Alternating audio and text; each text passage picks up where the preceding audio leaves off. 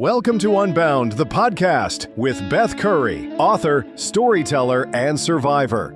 This is where books meet real life, where Beth reads chapters from her work and breaks free from the traditional audiobook format, diving deeper into the personal experiences, lessons, and liberation behind every page. Nothing is off limits. Let's get unbound.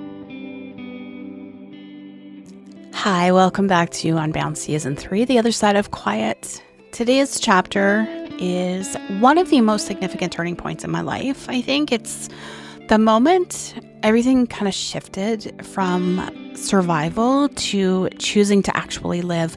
And this didn't take place just like in a short period of time, not in one chapter, not in 1 month, not even in 1 year. This has been going on for about 10, 12, 13 years now. That'll make more sense, as we get later into the season. This is chapter 17 in the book, Breaking the Chains. By 2012, I had become a master of invisibility once again. Not by choice, but by design. Years of using food as armor, as comfort, as protection from a world that had hurt me repeatedly, had built me a fortress of flesh that kept everyone at a safe distance. My scale only went up to 350 pounds, and the needle had long since swept past that marker into territory I didn't want to acknowledge. I was probably close to 400 pounds, maybe beyond it. I'd stopped looking in mirrors, stopped shopping for clothes, stopped doing anything that required me to confront the reality of what I'd become. I had Crew, who had been born in April of 2006, after all those years of struggle and loss. Watching him grow, seeing his joy and energy should have motivated me to get healthier. Instead, it filled me with shame. Shame that this beautiful, vibrant child had a mother who was slowly killing herself with food. I'd built the perfect hiding place, and I was dying inside it. The day I Googled how many Percocet to ensure death was in May 2012. I remember because it was another day of avoiding family photos, of positioning myself so no one could see the full scope of what I'd become, of feeling like a burden on my own family. Watching Crew laugh and play, seeing the joy in his face, should have filled me with happiness. Instead, it filled me with shame. Shame that this beautiful, healthy, vibrant child had a mother who was failing at the most basic job a parent has, staying alive for their children. I was tired, not just physically tired, though carrying that much weight made every movement exhausting. I was soul tired. Tired of hating myself every time I looked in the mirror. Tired of avoiding social situations because I was embarrassed by how I looked. Tired of living like a ghost in my own life. The Percocet surge wasn't really about wanting to die. It was about wanting the pain to stop. The emotional pain that no amount of food could numb anymore. The shame that had become my constant companion, the sense that I was trapped in a body and a life that felt completely out of control. But as I sat there staring at the search results, something shifted. Maybe it was the thought of Crew playing in the next room. Maybe it was the realization that I'd survived Brandon's attempt to destroy me, only to finish the job myself. Maybe it was just the simple recognition that I had a choice to make. I could continue down this path that led nowhere good, or I could ask for help. For the first time in my adult life, I chose help. I closed the laptop, picked up the phone, and called Brian, my husband, my partner, the father of my child who'd been watching me struggle and trying to support me, but didn't know how to save me from myself. I need help, I said when he answered. I'm killing myself with food and I don't know how to stop.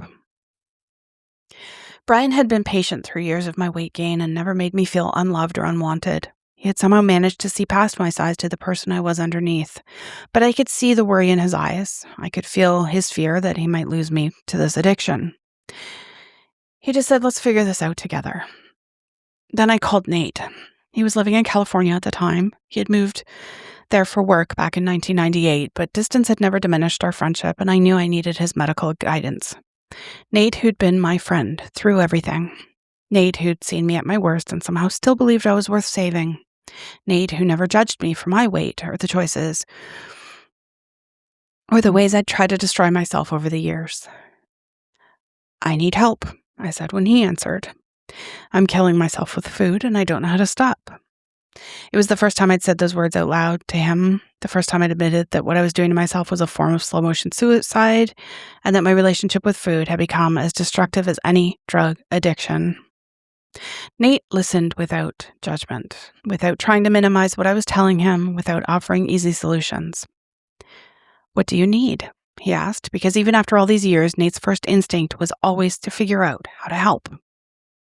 "I don't know," I said honestly, "but I can't keep living like this." These two men, Brian and Nate, who'd both become my lifelines in different ways, both responded with the same message. "You're not alone. We'll help you through this." For the first time in years, I believed that might be possible. What followed wasn't dramatic or medical or revolutionary. It was simple, and that's exactly what I needed. Nate connected me with friends of his who'd struggled with weight, who understood what it felt like to be trapped in a body that felt like a prison. Brian started researching healthier ways to prepare the foods I loved and ways to satisfy my cravings without destroying my body. I didn't go on a diet. I didn't have surgery. I didn't join expensive programs or follow celebrity trainers or do any of the things that promise quick fixes and miraculous transformations. I just started making different choices. I learned how to cook the foods I loved in healthier ways. Instead of giving up pizza, I learned to make it with cauliflower crust. Instead of eliminating pasta, I found ways to make it with vegetables. Instead of swearing off dessert, I discovered how to satisfy my sweet tooth with foods that nourished my body instead of poisoning it. I started moving. Not exercising, that word felt too intimidating, too loaded with shame about my body.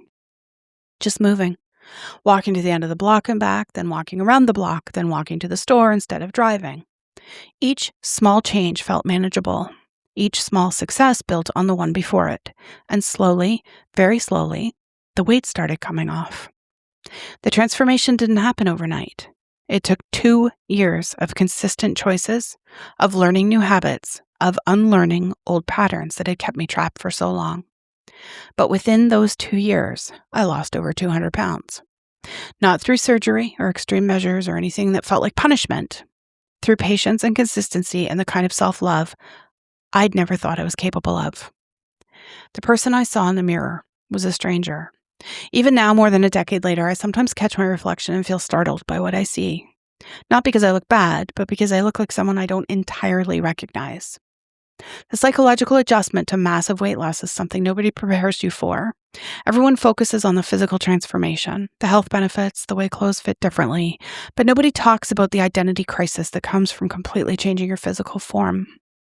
I'd been fat for so long that it had become part of how I defined myself.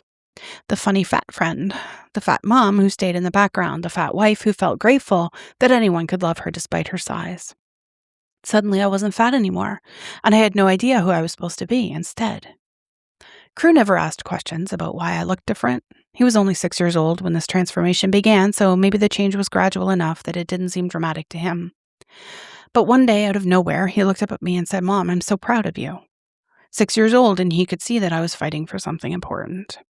I'd hoped my journey would inspire him, not just about weight or health, but about the bigger principle. Never give up. Try to be the best version of yourself, physically and mentally. Don't let the world convince you that you have to stay broken just because you've been broken before. Hearing those words from my son made every difficult choice worth it. Some people were genuinely happy for me. They celebrated my health, my commitment to change, my obvious increase in confidence and energy. But others had a harder time with it. I lost friends during those 2 years. People who'd been comfortable with me when I was hiding in the background, when I was the safe fat friend who would never be competition, when I was so focused on my own shame that I couldn't see clearly enough to call them out on their bullshit. When I started feeling better about myself, when I started taking up space instead of apologizing for existing, when I started setting boundaries and speaking up for myself, some people didn't like this new version of me. "You've changed," they'd say, and they didn't mean it as a compliment. And they were right. I had changed. I'd stopped accepting scraps of affection from people who treated me like I was lucky to have their attention. I'd stopped making myself small to make other people comfortable. I'd stopped hiding my light so others could shine brighter. Some people found this threatening. They preferred me when I was grateful for any kindness, when I didn't have the confidence to expect better treatment, when I was so focused on my own perceived inadequacies that I didn't notice theirs. One friendship in particular cut deep. I thought it was special, the kind of friendship where you could share your deepest secrets, your darkest moments, the parts of yourself you kept hidden from everyone else. I trusted her with things I'd never told anyone. But eventually, I learned she'd been using those secrets against me, sharing them with other friends, mocking me behind my back. Her idea of friendship was vastly different from mine. The day I realized what she'd been doing, I walked out of her house and never returned. But the damage didn't stop with me. In a cruel twist, I had brought her into Nate's world, and she ended up hurting him deeply too. Watching Nate get hurt triggered a shitstorm of reminders of why I'd protected him from Brandon like I did, of why my instinct to keep the people I love separate had been right all along. To this day, I avoid blending my social circles at all costs. The risk of contamination, of one toxic person infecting multiple areas of my life, feels too great. That friendship taught me that not everyone who wants to know your secrets is safe to share them with. That some people collect your vulnerabilities like weapons they plan to use later. Losing her hurt, but keeping her would have destroyed me. Losing all those friendships hurt, but it also taught me something valuable. The people who only liked me when I was diminished weren't really my friends to begin with. The people who could celebrate my growth, who could love me whether I was 400 pounds or 150 pounds, who saw my worth as separate from my size, those were my real friends. And thankfully, I had more of those than I'd realized. It was toward the end of my weight loss journey, when I was starting to feel like a completely different person, that I got a call from my lawyer. "I have an unusual request," he said. "Do you remember Brandon?" The name hit me. Of course I remembered Brandon. You don't forget the name of the person who just tried to destroy your life. "He's reaching out through his lawyer," he continued. "He wants to apologize to you. He's expecting a son of his own, and he wants to make amends." I sat in silence for a long moment, processing this information. Brandon wanted to apologize. The man who systematically abused me for years, who'd raped me, who'd killed my baby, who tried to stab me, he wanted to say he was sorry. And he was going to be a father. The irony was devastating. This man who'd taken motherhood away from me was about to experience becoming a parent himself. This man who destroyed my first pregnancy was celebrating his own. Part of me felt rage. How dare he reach out now after all these years, when it was convenient for him? How dare he think an apology could somehow balance the scales of what he'd done to me? But another part of me felt curious. Not because I thought he deserved forgiveness, not because I believed an apology would change anything about what had happened, but because I realized that this might be an opportunity for me to take back some of the power he'd stolen from me so many years ago. I thought about it for weeks. I talked to friends about it, to my doctor, to Nate, who'd remained a steady presence in my life through all of these changes. I prayed about it, meditated on it, tried to figure out what would be best for my own healing. Finally, I called my lawyer back. "Tell him I'll receive his letter," I said, "but he needs to understand this isn't for him, it's for me." When Brandon's letter arrived, I didn't open it right away. It sat in my sock drawer for 3 days while I worked up the courage to read words from someone I'd spent 20 years trying to forget. My heart was pounding when I finally tore open the envelope. My hands were shaking, every cell in my body was screaming at me to throw it away, unread, to refuse to give him even the small access to my life. But I stayed with it. His letter was ordinary. Handwritten, formal, careful. He apologized for what he'd done, said he knew it was wrong, that becoming a father had made him realize the magnitude of what he'd taken from me. The words felt rehearsed, like he'd written multiple drafts, like he thought saying the right things would somehow balance the scales. I read it once, then again, looking for something, remorse, understanding, acknowledgement of the full scope of what he'd done. What I found instead was a man trying to absolve himself, a man who wanted forgiveness so he could move forward with his new life unburdened by the weight of what he'd done to me. And I realized I didn't owe him that. I sat down and wrote my response. Not because I thought he deserved one, but because I needed to say these things for myself. I told him about the chain. For 20 years, I'd been connected to Brandon by an invisible chain, a chain made of fear, of shame, of rage, of the belief that what he'd done to me defined who I was. Every choice I'd made, the food addiction, the self-harm, the years of believing I was worthless had been influenced by that chain. Every relationship I'd damaged, every opportunity I'd sabotaged, every moment I'd chosen self-destruction over self-love, the chain had been there, pulling me back toward the darkness he'd introduced into my life. But sitting at my kitchen table writing to this man who once seemed larger than life in his capacity for evil, I realized something. The chain had never been real. I'd forged it myself, link by link, year by year, choice by choice. And if I'd created it, I could break it. I wrote, I forgive you, not because you deserve it, but because I deserve to be free from what you did to me. I'm cutting the chain that's connected us for 20 years. I'm choosing to let go of the power you've had over my life.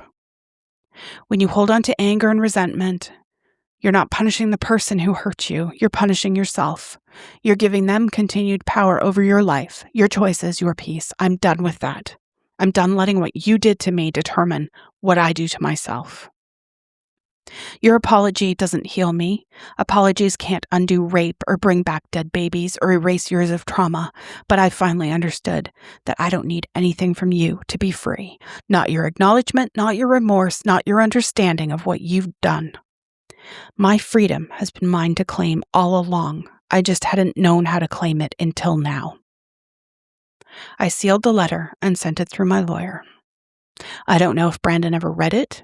If he did, I don't know if it meant anything to him or changed anything about how he saw himself or what he'd done. And I realized I didn't care. The letter wasn't for him. It never had been. After I dropped off that letter, I sat in my car in the parking lot and cried. Not sad tears, release tears, relief tears. Like a weight I'd been carrying for 20 years had finally been lifted off my shoulders. Not because Brandon's apology had healed me, but because I'd finally understood the difference between forgiveness and reconciliation, between letting go and letting someone off the hook. Forgiveness wasn't about excusing what he'd done or pretended it hadn't affected me. It was about refusing to let his actions continue to poison my life. It was about choosing my own peace over his punishment. It was about breaking the chain that had kept me connected to my trauma for so long that I'd forgotten what it felt like to exist without it. The woman who drove away from that law office was not the same woman who'd driven there. She wasn't the same woman who Googled suicide methods a few years earlier. She wasn't the same woman who'd hidden behind 400 pounds of armor for most of her adult life. She wasn't the same woman who'd believed that what happened to her was somehow her fault, that she was toxic to everyone she loved, that she deserved the pain she'd experienced. She was someone new, someone who'd chosen healing over hatred, growth over grievance, freedom over the familiar comfort of victimhood. She was someone who understood that survival isn't enough, that after you survive, you have to choose what kind of life you want to build on top of that survival. She was someone who'd learned that the most radical thing you can do to someone who tried to destroy you is to thrive in spite of what they did. Brandon had tried to end my story. Instead, he'd given me the raw material for my beginning. The girl he tried to destroy had become a woman who could save herself. And that woman was just getting started. If you're reading this while carrying chains of your own, chains of anger, resentment, shame, or fear that connect you to people who've hurt you, please know that forgiveness is not about them. It's about you. It's about choosing freedom over captivity, peace over pain, your future over your past. You don't have to forgive to heal. But if you choose to forgive, make sure you're doing it for the right person, yourself. The chains that bind you to your trauma are real, but they're not permanent. You have the power to break them. You've always had that power. You just have to choose to use it. What's actually true? Forgiveness is not about the person who hurt you. It's about freeing yourself from the continued power their actions have over your life. When you hold on to anger and resentment, you're not punishing them. You're punishing yourself. You're giving them continued real estate in your head, continued influence over your choices, and continued power over your peace. Forgiveness doesn't mean excusing what they did, pretending it didn't hurt, or letting them off the hook for consequences. It means refusing to let their actions continue to poison your present moment. It means choosing your freedom over their punishment, This is one of the hardest choices a trauma survivor can make because anger often feels like the only power we have left. But trading anger for peace, resentment for freedom, hatred for healing, that's not giving up power. That's reclaiming it.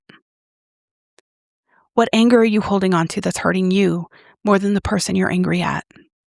What would you be able to create in your life if you weren't spending energy on resentment?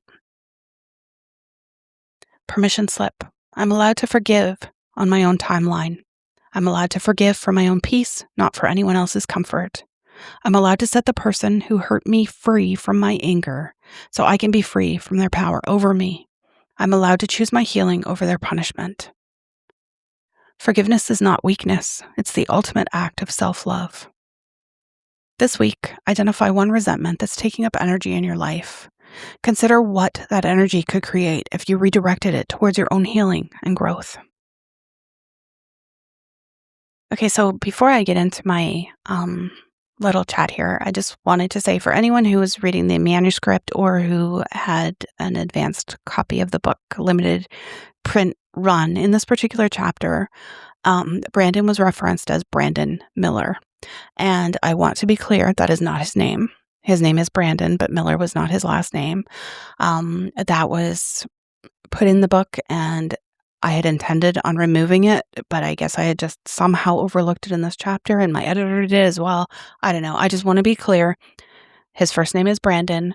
Miller is not his last name, and I will not share last names in this book where I share first names. It's just keeping it legally safe, and I just need to get that out there and put that out there for anyone who may have wondered why all of a sudden I was mentioning his name there. Anyway, my chat here.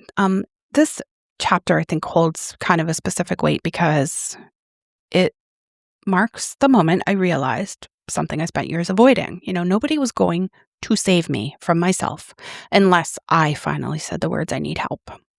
When I look back at that period of my life, I was nearing 400 pounds, possibly over 400 pounds. I don't know. I was disappearing inward and carrying decades of emotional wreckage. And it's not the physical heaviness I remember about that, although I do remember that.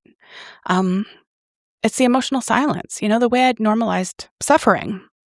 And the way that shame made me believe invisibility was safer than being seen, And that's what food became for me. It was camouflage. It was a shield and like a numbing agent, but also kind of a slow and quiet way of self-erasing, I think a lot of people misunderstand what addiction looks like when it doesn't come in a bottle or a syringe, Sometimes it does come and take out bags, and sometimes it comes in the belief that you don't actually deserve better. The turning point in this chapter 2 isn't the weight loss. It isn't the lifestyle change. It was my decision to let these two important people in my life step into my darkness with me. And that's something that trauma it's like it makes it nearly impossible to do. When you've been hurt, especially by people who should have protected you, letting anyone close enough feels dangerous. And as close as I was to these two men, this still felt scary as hell. And asking for help felt like surrender, but it wasn't surrender. It was like reclamation, right? And I trust both of these men with all I have. I absolutely do. And I want to pause here to acknowledge something personal too. This past Sunday, my son, Crew, turned 20. And when I think about the moment in this chapter where he looked at me as a little boy and said, "Mom, I'm proud of you," I feel that in my bones. Because surviving is one thing, right? And healing in front of your child and letting them witness it and absorb it before they even know anything about your past and be shaped by it, it's something else entirely. So like back then I was fighting to stay alive, and 20 years later I'm fighting to stay awake and present and aware and yeah, sure, proud of myself too. The forgiveness portion of this chapter is something people either deeply understand or they deeply resist it. They don't get it. Forgiving someone who harmed you is not an endorsement. It's not permission. It's not a revisionist history where what happened suddenly becomes okay or cool. Forgiveness is a boundary. It's the moment you put the weapon down and say, "I'm done stabbing myself with what someone else did to me." And cutting the chain in this chapter didn't free Brandon, it freed me. And that's something I want listeners to really sit with. You don't have to reconcile to release, and you don't have to rebuild anything to let go. Forgiveness can be a very private act of liberation spoken only between you and yourself. Make sense? And this chapter is about reclaiming autonomy over your story and about seeing the difference between what happened to you and what you chose afterward. And choosing a forward motion that isn't dictated by the people who harmed you. And maybe most importantly, it's about remembering that healing is not a moment. Like I said, for me, it's been well over a decade and I'm still going. It's a series of choices, small ones and repetitive ones and inconvenient ones, brave ones for sure. And this was the first time I made one of those choices, and everything that came after became possible because of it. Thank you so much for being here. Please make sure to follow me wherever you listen to me so when new episodes come out, you'll be notified. Remember that all episodes of Unbound are free, and if you want to support the production costs, you can find me over on Ko-fi. There's never any obligation. This content will always be free because barriers to healing shouldn't be financial. Support and contact info is in the show notes. If you join the Facebook group, we sometimes have further conversation over there, as well as giveaways and other things mentioned in off-script episodes. I will see you in the next episode.